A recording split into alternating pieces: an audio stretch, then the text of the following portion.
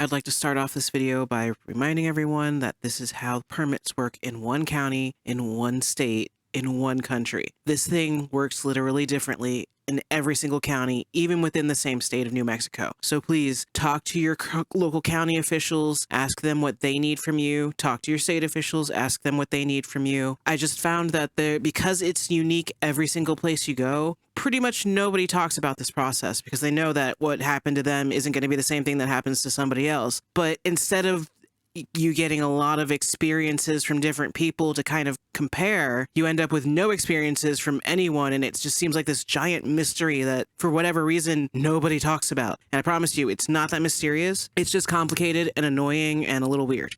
That's it. Because New Mexico has recently had an issue with Breaking Bad type operations, people build a Breaking Bad kitchen and then they start a fire in the Breaking Bad kitchen, and then they don't have fire prevention stuff put in place to put the fire out, and the fire spreads. Because of this, our county has things in process to kind of limit those occurrences, one of which is that you have to have water available on your land before you can have any structures in place. So the first thing we did was talk to a well driller. Now, I don't really know what was going on. This is before the drought of 2021 it was even a thing. But for some reason, we had a hard time finding a well driller. I finally got a guy, the only person who responded to us, and he came out about 8 months later, no, 9 months later, and drilled us a well. So we got our water that way. Once we hired a well driller, we filled out the state's permit application and paid the fee to the state, and they sent back our permit approved and giving us permission. We then passed the permit on to the well driller when he was finally ready to drill, and that's how we got through that step. Once the well was drilled and everything was clear on that, we did get another form from the state that basically just needed like the meter number and the make and the model and whatnot, so that they kind of, I guess, have that on record. So we do have a metered well, which is something the state requires so they can make sure you're not running a side business or something. And that established our proof of water. Once that was done, we called out the septic guy. He came out, and this was a little bit different. We paid him the permit fee, and he did all the filing and all of the information on that. And then we requested from him proof that the state had approved septic, and once that was completed, we took that in with our packet to get everything else approved with the building process. So that left us with the only thing left to get to turn in with our packet that we needed from a state entity, and that was our solid waste form. And the way they do it where we are is you basically go to them and you open up an account and they give you an account number, but you're not actually making any payments yet. You're just getting an account number to establish that like we are attaching an account to the land and the parcel and this build. And when we begin construction, we then have to start paying, but it's like called a construction account or something, because I guess they recognize that like we're not going to have normal trash or the same amount of trash. And then once we finish the build, it translates again into a residential account. And then because we're rural, that means like, I think it was 2 truckloads per month, I want to say. So like 2 pickup trucks worth of trash we can haul to the processing place every month. Beyond that, we have to pay like an additional fee. So that was everything we needed to collect. We already had our warranty deed, and we already had our floor plan ready, and we already had our site map done, which there's a video on both of those if you guys are interested in watching. So that really just left us with the final step of getting everything collected into the packet, and then we took that into our local planning and zoning at the county level. They have just been fantastic, and so we went in there with the packet and just sort of said, how is this? What else do you need? What are we missing? What could be better?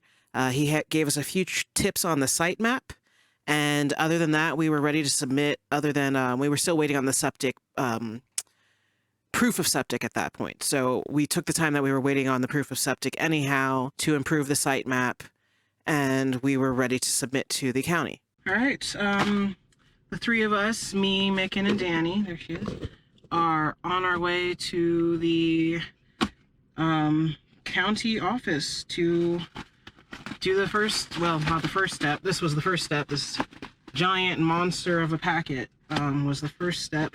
This is all the paperwork we hopefully need to file for a building permit. We have to take it to the county. They have to look it all over, sign off on everything, Once they sign off on it, then I can take it to the state, and then the state has to sign off on everything, and then if the state says everything's okay, we can build. So until then, we are going to be playing the waiting game, but I get to go drop this off today. I drove all the way to New Mexico to drop this off, so we are going to be doing this thing. Okay, build a house. We submitted our packet to the county, and they estimated about 3 days before we got it back due to circumstances totally out of their control. It took more like a week and a half. We didn't mind, and they were super apologetic about it. It wasn't a big deal. I think a week and a half is still an incredible turnaround time, so we were not upset in the least, just being honest about how things went down. And then after we got it back from the county, there are certain things that the state needs that the county didn't, so I basically shoved all those back in the packet and literally drove it right over to the state building. From there, I handed it over to the state. They said it would be probably the end of that week or early next week. This was Monday at 4:30. They said the end of this week, early next week. I figured it would be a couple weeks, I'll be honest with you. They called not even 48 hours later. They called at 3 o'clock on 3 o'clock on Wednesday, after we had submitted it at 4:30 on Monday. So that's how fast New Mexico State was at processing our application. I will also say kudos to Arched Cabins, because obviously if there had been anything wrong with their plans, that would have delayed things as well. So Arched Cabin gave us stellar plans that New Mexico was happy to pass, and we didn't run into issues with any of that. It was an incredible experience, both with the county and the state. I have no complaints. Everybody was nice. We didn't run into any nasty attitudes. We didn't run into people telling us things that weren't true and sending us on wild goose chases. Everyone has been helpful, and I can't recommend it more. Compared to what I've heard about other states and been through at, DMV and other government offices, it just totally different experience, and I couldn't praise them more. It's been wonderful. New Mexico State has it down. We have come up to New Mexico for a girls' trip to go pick up the permit. We got our permit to build. It took them not even 2 days. It was less than 48 hours. New Mexico is awesome. So far, dealing with the county and the state have just been awesome. No complaints. Like, seriously, I could not recommend it more. I have been shocked and awed at every step, at not only how easy things are, but how helpful people are if you do get confused. Like, it's fantastic. Just recommend it all around. I'm so pleased. And the girls, they are very happy too, aren't you? Yeah? Yeah, are we happy? Are we happy we got our permit in 2 days? Yeah, see, we're happy. So, we are going to pick up a building permit that says that New Mexico thinks we are smart enough to build a house without it falling down on us. So, all right, we can do this. Or we're gonna try anyway. And that's it, you guys. That's what we had to go through to get a permit. It all sounds like a little bit crazy, like taking everything everywhere and picking this up there and going to this place. And a little bit of that was, but mostly it was get it all together, take it to the county. The county says, okay, these people own the land they're trying to build on. They have the right to build what they want to build on that land. It's zoned appropriately for them to build what they want to build on that land. They're fine. And so then you take the packet to the state and you go, hey, the county says I can do what I want on this land. Are you going to okay the structure and say that it's not going to collapse on me? And the state looks over your structure and says, okay, if you build this the way these plans say you're going to build it, then you're not going to collapse it. But if you build this any other way, then we're not going to certify it and you can't move in, and it's a whole big thing. So that's where we're at now. We have our permit. We're getting ready to order the cabin. We just have to get the cashier's check or the certified check. And then we will be ordering our kits. It's so exciting.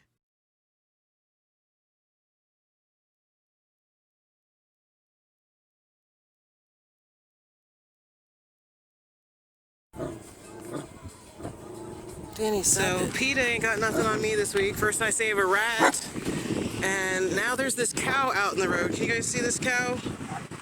Where is he? Okay, there, the cow there.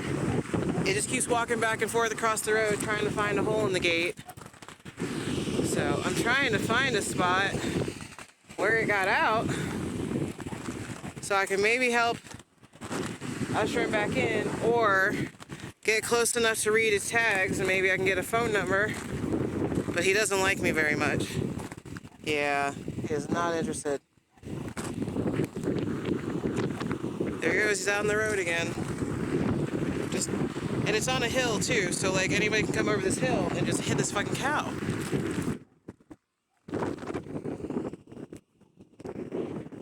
He's seriously like just moseying. He's just going for a walk down the road. Alright. I mean, I can't get close enough. I can't find a hole in the fence. I can't find a gate. I'm assuming somebody's better at cows than I am. That's where we're at with this thing. Alright. Just a quick, for anyone wondering why I am not just calling the police or animal control or whatever, Farm Bureau, I don't know who the hell I'd even call. There's no signal out here, like at all. So, yeah, I can't call anybody. Can't do anything about it. We are just watching a cow mosey down the road, and I'm hoping he at least gets far enough away from this hill that he doesn't get hit by somebody who comes over blind. I don't know. All right, back to driving.